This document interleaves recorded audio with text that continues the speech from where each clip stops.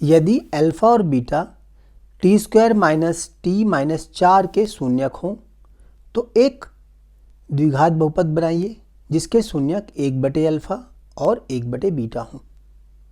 देखो इस समीकरण में, इस प्रश्न में हमें एक बहुपद दिया गया है, उसके शून्यक अल्फा और बीटा है।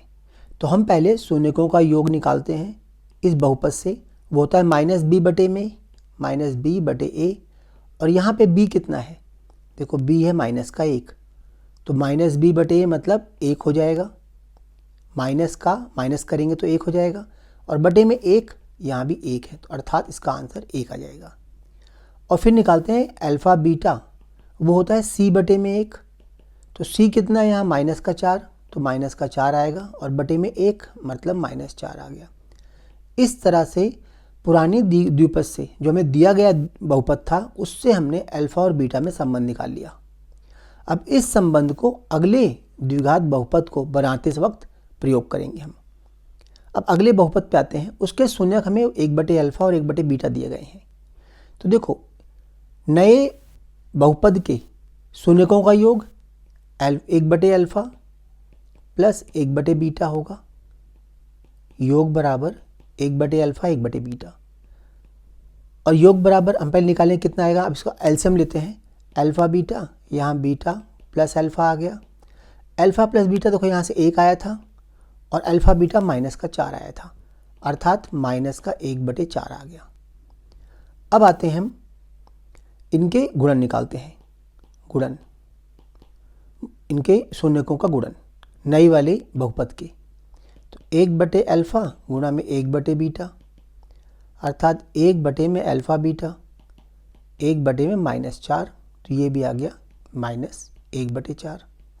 देखो दोनों एक बराबर आ गए। अब हमें करना क्या है, देखो जैसे कि शून्यकों का योग होता है माइनस बी बटे ए, तो देखो इसके लिए भी ये माइनस बी बटे ए का काम करेगा। मान लो माइनस बी बटे में ए आ गया, और इसके लिए क्या होगा सी बटे ए।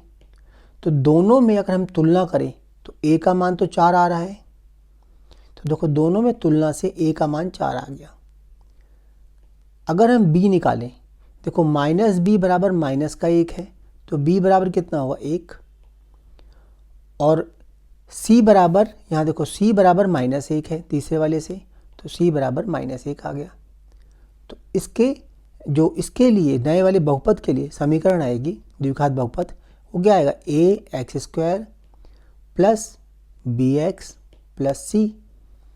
a का मान निकाल चुके हम 4x², b का मान निकाला 1 तो प्लस 1x, और c का मान कितना निकाला था हमने माइनस का 1 आया था यहाँ से तुलना करने पर, तो माइनस का 1। तो ये हमारा नया बहुपद आ गया जिसके जो रूट है, मतलब जो शून्यक है 1/अल्फा और 1/बीटा है। विद्यार्थी चाहें तो इसके शून्यक निकाल के जांच कर सकते हैं कि पहले वाले दिए गए बहुपद के शून्यक से इसके शून्यक उल्टे आएंगे।